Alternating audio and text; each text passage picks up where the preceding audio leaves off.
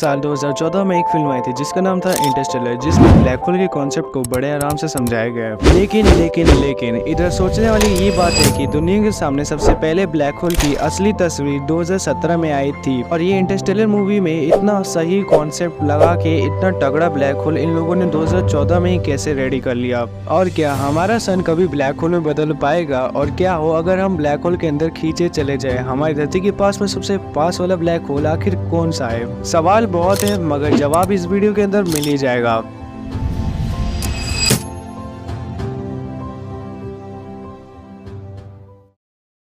तो ये है एक तारा जो कि अपनी जिंदगी के कुछ आखिरी पल जी रहा है। जब इस तारे का सारा फ्यूल खत्म हो जाता है तब ये अपने खुद की ही ग्रेविटेशनल फोर्स के दबाव में सिकुड़ना चालू कर देता है। ये सिकुड़ता ही जाता है और अंत में एक बहुत बड़ा एक्सप्लोजन करता है, जिसके बाद से ये ब्लैक होल का फॉर्मेशन कर लेता है। अब यहाँ तक तो समझ में आ ही गया होगा कि ब्लैक होल तारे के फटने से बनते हैं, मगर ये आधा अधूरा ज्ञान है। एक्चुअली ये जो ब्लैक होल्स होते हैं वो एक मैसिव स्टार के खत्म होने पर ही बनते हैं। जैसे हमारा सन है, अगर ये खत्म होगा तो इसके खत्म होने पर ब्लैक होल नहीं बनेगा, क्योंकि हमारा जो सन है वो एक बड़ा स्टार नहीं है, एक मीडियम स्मॉल साइज स्टार है जो कि खत्म होने पर ऐसे ही रेड ड्रॉफ या फिर व्हाइट ड्रॉफ स्टार बन के ही रह जाएगा। एंड इन सेकंड केस जब यहाँ पे दो न्यूट्रॉन स्टार आपस में टकराते हैं, अब ये न्यूट्रॉन स्टार क्या होते हैं वो इस वीडियो में तो नहीं कवर करूंगा, अगले किसी वीडियो में कवर जरूर कर लूंगा। अगर ऊपर से बताऊं तो ये काफी ज्यादा खतरनाक स्टार होते हैं। जब ये दो न्यूट्रॉन स्टार्स आपस में कोलाइड करते हैं तब एक बहुत बड़ा ये सुपरनोवा एक्सप्लोजन करते हैं, जिसका रेडिएशन काफी करोड़ों लाइट ईयर्स दूर तक भी जाता है। अब ये ब्लैक होल के फॉर्मेशन के कॉन्सेप्ट को और अच्छे से समझने के लिए जरा इस साइकिल को देखो। यहाँ पे तुम्हें दो स्टार्स की साइकिल देखने को मिल रही होगी। लेट अस कंसीडर ऊपर वाला जो एवरेज स्टार है उसको हम अपना सन मान लेते हैं, और नीचे जो मैसिव स्टार है उसको हम कोई दूसरा बड़ा स्टार मान लेते हैं। एंड यहाँ पे तुम इस कॉन्सेप्ट को बहुत क्लियरली समझ सकते हो कि यहाँ पे जो एक एवरेज स्टार है वो खत्म होने के बाद से व्हाइट ड्रॉफ या फिर रेड ड्रॉफ स्टार बनता है। ऑन दी अदर हैंड तुम यहाँ पे देख सकते हो जब कोई बड़ा स्टार खत्म होता है तो बहुत ज्यादा खुरापात करके ही वो एक ब्लैक होल बनता है, जैसे सुपरनोवा एक्सप्लोजन और या फिर दो न्यूट्रॉन स्टार का आपस में टकराना।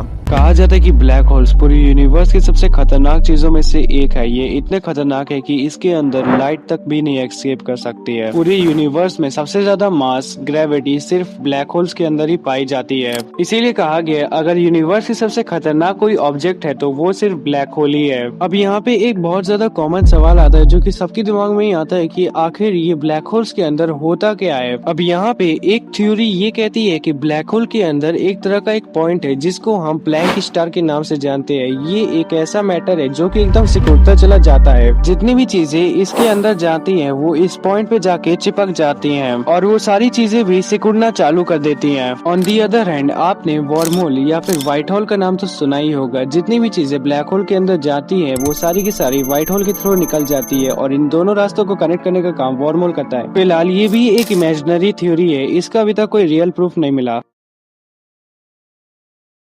साल 2014 में इंटरस्टेलर फिल्म रिलीज हुई थी, मगर उस टाइम पे पूरी दुनिया में किसी के पास भी ब्लैक होल की असली इमेज नहीं थी। अगर कुछ था तो वो था केवल इक्वेशन। सिंपल वर्ड में बोलूँ तो मैथ्स। लोगों की थ्योरीज और साइंस के अकॉर्डिंग ब्लैक होल एक्चुअल में पॉसिबल था, मगर उसकी असली तस्वीर 2019 में आई। अब फिल्म को तो भाई 2014 के अराउंड में तो रिलीज करना था, लेकिन क्रिस्टोफर नोलन इस फिल्म को इतना ज्यादा सीरियस हो गए थे लेके कि वो फिजिसिस्ट किप थ्रोन के साथ पूरे 100 घंटा बैठ के ब्लैक होल की थ्योरीज पे रिसर्च किए। एंड फाइनल आउटकम यानी कि सिंपल वर्ड में बोले तो ब्लैक होल की इमेज जनरेट करने में मदद की पॉल फ्रैंकलिन ने, और इतने एफर्ट्स लगाए और इनको फाइनली अच्छा आउटकम रिजल्ट तो मिला ही, और साथ ही साथ इनकी थ्योरेटिकल जो इमेज जनरेट हुई थी ब्लैक होल की वो एक्चुअल इमेज से भी काफी ज्यादा मिलती जुलती थी।